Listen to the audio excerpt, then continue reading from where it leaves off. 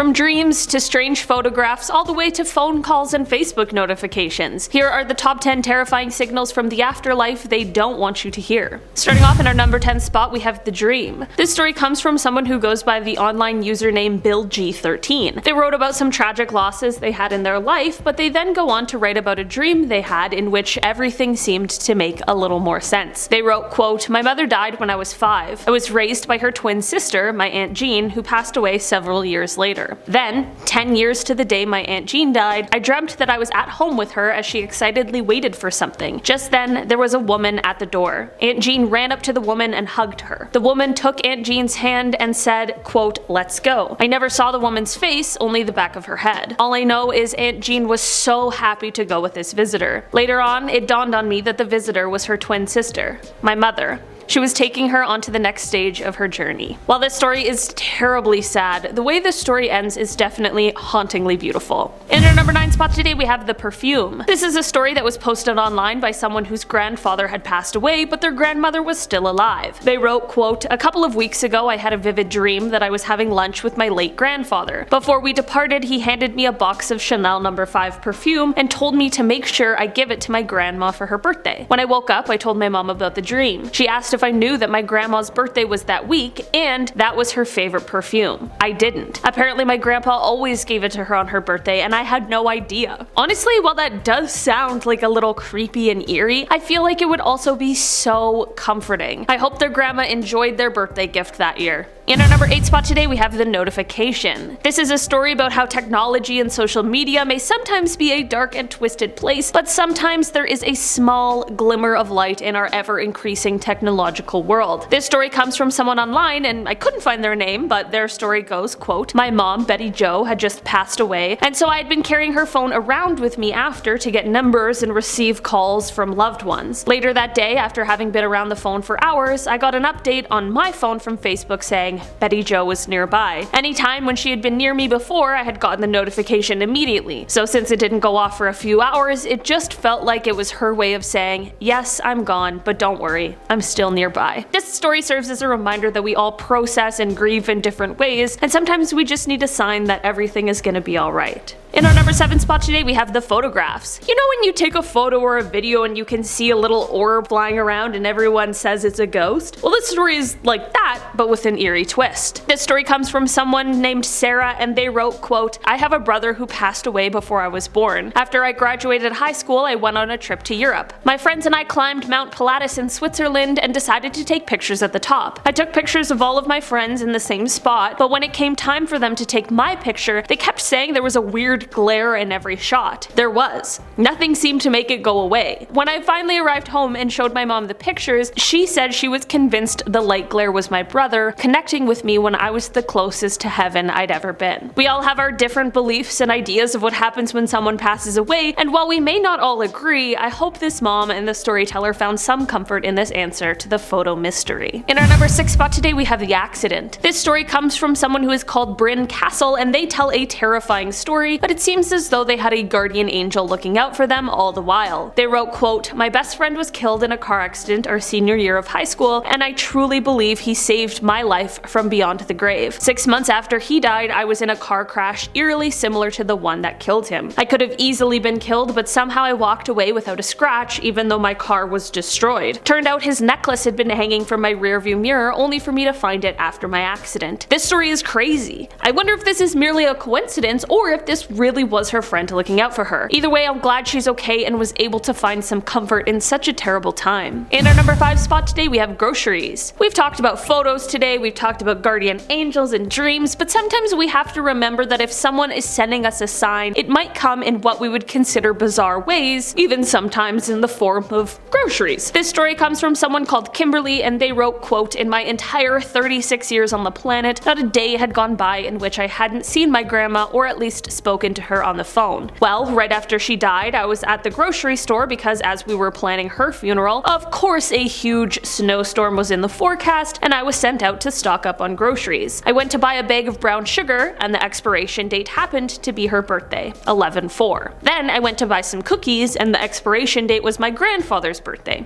8/27. Okay. Then I went to buy some brownie bites and put them back because I noticed they had expired. I walked a few steps, stopped, then went back and picked up the bag again. The brownie bites had expired 1/26, which was the date my grandfather died. I took this as a clear sign that my grandparents were together in heaven. Honestly, I can't remember anyone's birthday and I never check expiration dates, so I feel like if this were me, I would have missed every single sign. It's clear her grandparents knew her well enough to know she'd be able to put all of the pieces together to get their message across. In our number 4 spot today, we have the phone call. This is a story that comes from someone who goes by the username Sarah L43B602D2E, and they wrote about a strange occurrence that involved them and their stepsister. They wrote, quote, "My stepdad passed away a little over 2 years ago. Last summer, my stepsister and I each received a phone call from him, one from his residence and one from the place where he passed. When we answered, there was no one there. After reaching out to those places, no one could account for the calls made to us. At first, I think this likely would have been a pretty frightening scenario, but after everything settled down, I hope they found it as a sign of him contacting them both. Maybe a message to send his love, or perhaps something to just let them know that he was okay and thinking about them." In our number 3 spot today, we have the messenger. If someone unexpectedly passed away, we would all want some sort of message or sign from them just to let us know they're alright, and that may be something that this person got. The user Kaylin K3 wrote, quote, "When I was 23, my boyfriend passed in a car accident. A year or so later, I was waiting tables when I saw a guy come in and eat alone. He asked me for my name and got kind of visibly uncomfortable after. Then, after he left, I got a phone call from a former coworker saying that a friend of his just left the restaurant and told me to walk outside to my car. When I did, there was a note on it about a guy in a red hat standing outside my car. My boyfriend always wore a red hat. The note briefly mentioned that my customer from earlier sometimes had spirits contact him and that a guy in the hat was trying to reach me. And what's more, the note said things that no one else besides my boyfriend would have known." At first read, I thought this story was going in a way different direction, but what a way better ending. That would be a very strange and conflicting feeling to be in this kind of a scenario, but I hope that the storyteller and this